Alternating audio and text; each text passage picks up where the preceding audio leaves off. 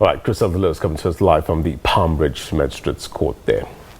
Yep, and we continue with the breaking story of the day. Mmusi Maimane having resigned from the Democratic Alliance.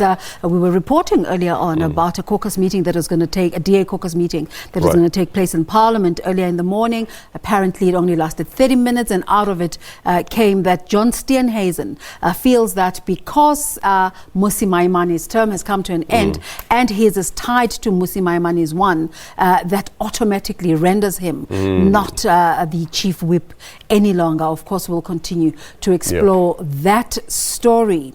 Right now, though, Mmusi Maimane has resigned from the Democratic Alliance and as Member of Parliament.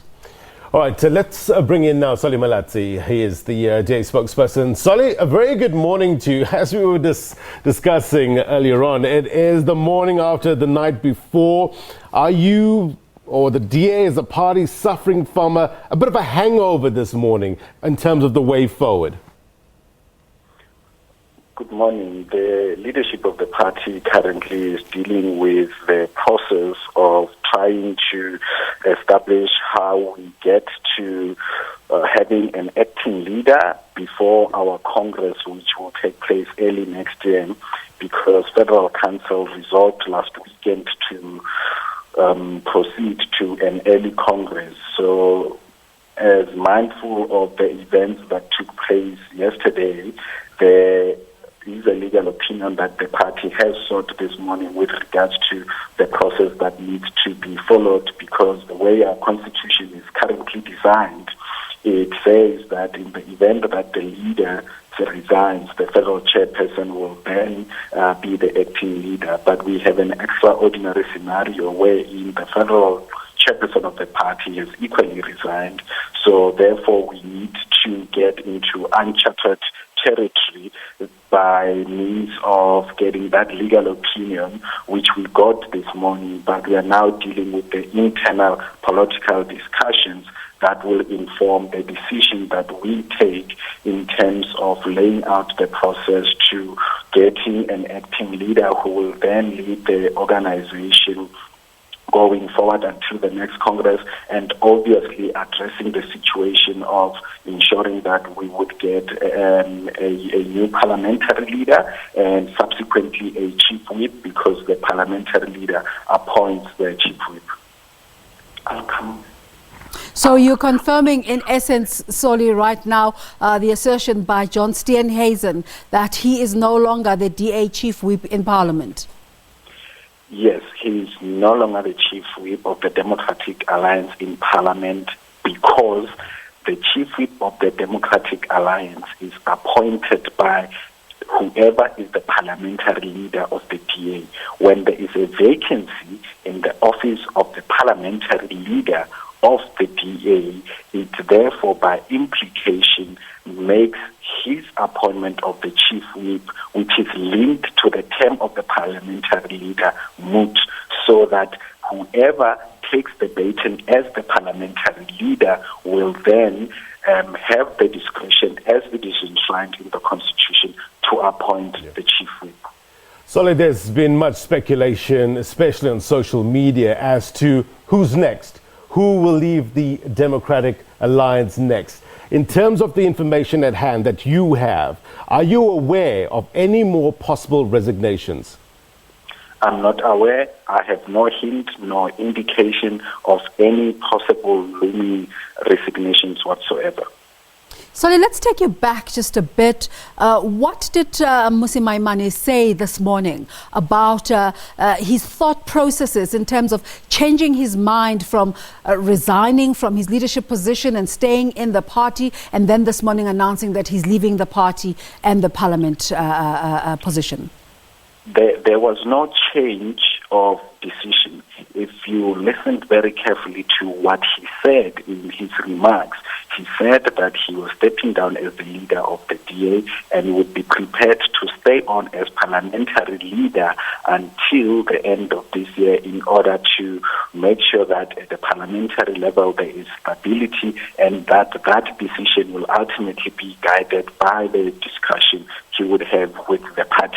And as it is emerged this morning, it's indicated that he will be stepping down from his parliamentary seat, which means by implication stepping down equally as the parliamentary leader of the Democratic Alliance. Okay, so let's just clarify that. Yesterday, Mmusi Maimane said that he'll continue in his role as parliamentary leader if the party makes that decision until the end of the year.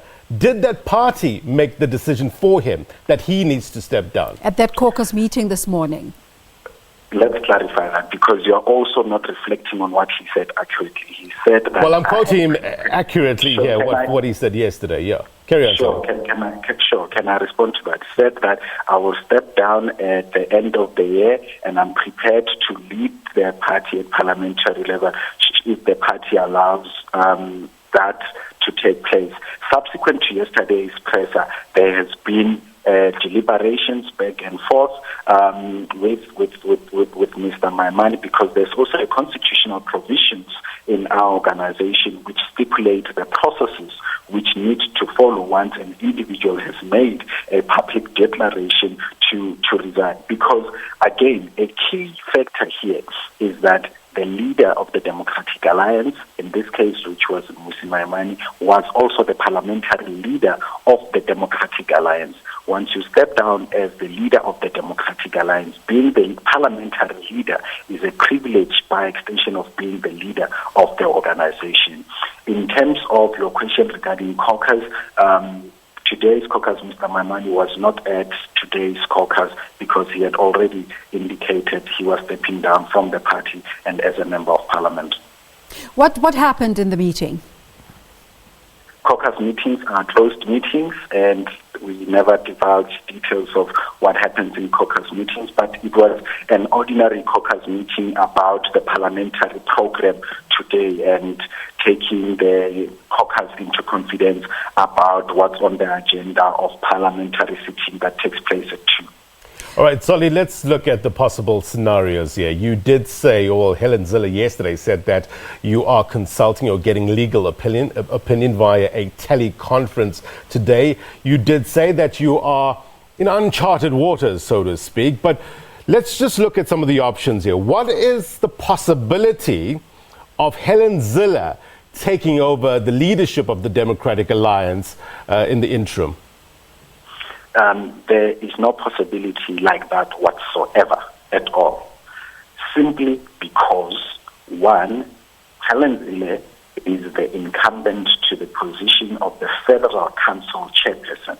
The Federal Council chairperson is also the chairperson of the Federal Executive Committee, who overheads the political administration and day-to-day running of the organization, doing political administrative work.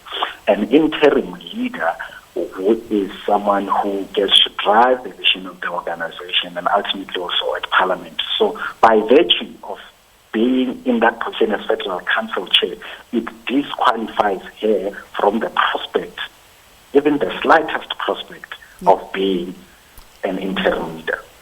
Solly, we might be running this story as a breaking story, but when you look at the organizational report that the party released on Monday, this is exactly what the party wanted.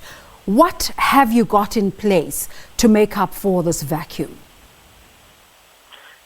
Specifically for the reasons I articulated earlier, that the legal opinion that we sought, which is still the subject of internal discussion now in the party, will pave the way for the process that the party will undertake to get to an interim leader. That process, as you can imagine, is a source of much urgency so that we can operate without these crucial vacancies, and then we can kickstart the process which Federal Council had resolved over the weekend, that an early Congress be convened in 2020 so that we can have the leadership contestation take place and then be filled. So the primary objective of the organization right now is to ensure that in pursuing the process of getting to an acting leader, we are doing it so in line with our constitution. The only delay to that process has simply been because the current version of the constitution makes no provision direct provision whatsoever to what happens in the event that the leader of the party and the federal chairperson of the party, who would have been the natural acting leader, resigns. Solly, there's a going conversation on social media, and I hope you can confirm this for us. The mayor of Midvaal, Mayor Baloyi, touted as the next leader within the Democratic Alliance. Of course, he has gone on to say that no one has even approached him. What is the status quo? Well, as you correctly point out, Mayor Bongani Baloyi has responded to that speculation and put it to rest, and that is sufficient, and that is the most accurate response to that speculation. And I wouldn't add anything further to what he has said. In terms of Athol Trollip, Solly, any further engagements with him since last night in terms of his future in this party? As you can imagine, the engagements are natural to continue because these were prominent leaders in the organizations, and they have strong ties to the organizations, and also in the interest of managing the post events. Those engagements will take place.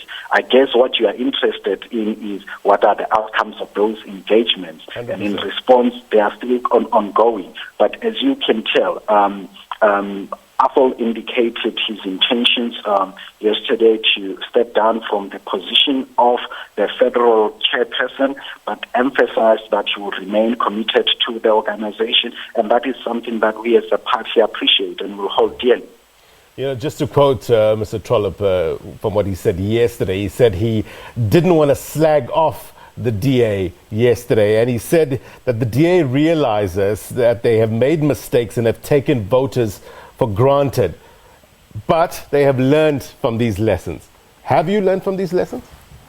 Absolutely. It would be naive not to, and short-sighted not to. Any process whatsoever, be it of a difficult phase, provides lessons. Sometimes those lessons are positive. Sometimes those lessons are observations that would inform judgment in the next phase. And that is what any organization that is honest about itself should do. And that is why the party initiated the organizational review, because it was from the point of departure of recognizing that we came short in the 2019 elections, and we went on a journey to try and understand how did we get to the space that we got in that resulted in us performing lower than our expectations, and more importantly, what do we need to do going forward in order to fix this so that we can get back on the trajectory of organizational stability, policy unanimity, and growth. Solly, because of the developing nature of this story during this week, we haven't really had sufficient opportunity to ask the Democratic Alliance how they feel about that report. Are the authors satisfied that the things that they recommended, their recommendations have actually happened organically? Look, Federal Council adopted the report in principle. The report had specific recommendations, and Federal Council deliberated in response to those recommendations and adopted resolutions. Some of the major resolutions emerging from that Federal Council discussion was the need for an early Congress, which will happen in 2020 in the first half of the year. Secondly, was the urgent need to convene a policy conference, which should be convened prior to the early Congress.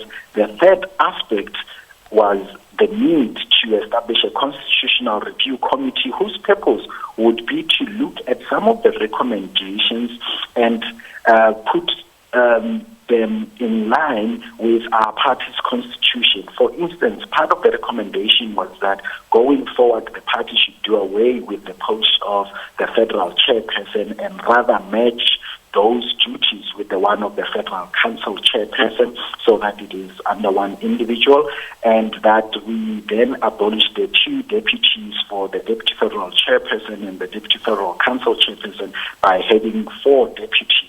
and that those deputies will then need to be elected at Congress.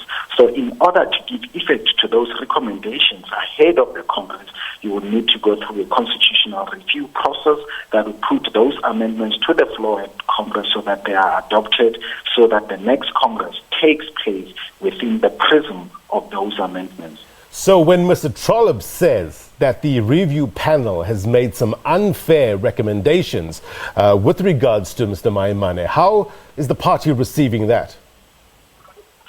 Again, the review report was a source of much contemplation and debate during the Federal Council. It had made some recommendations, and the party responded to those recommendations. And part of the recommendations, part of the resolutions was that any question whatsoever about leadership in the organization would be debated at Congress, because only Congress elects leaders in the Democratic Alliance and gives them mandate.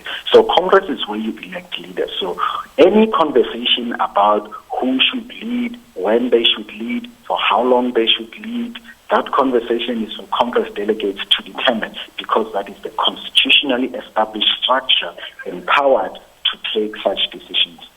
So one of the concerns in the report was these coalition arrangements and how they were muddying the DA blue brand. With all these developments that have taken place, are you feeling like you're now on track to reclaim your place as a pure brand?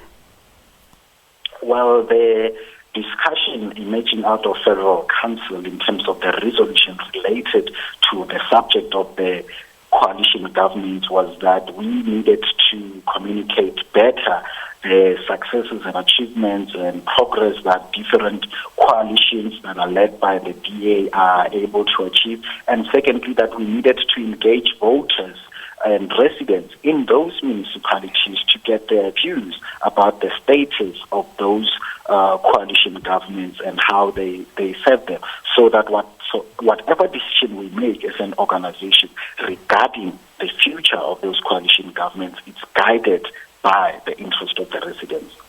Sully, I know you're not Helen Zilla's spokesperson, you're the DA spokesperson, but give us a sense of Helen Zilla's demeanor this morning. Does she seem fazed by any of the recent developments that has been happening in the party?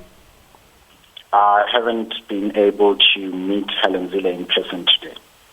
All right. Sully Malatsi, the spokesperson for the Democratic Alliance. I suppose it's an ongoing conversation that will continue to take place here on the SABC throughout the day.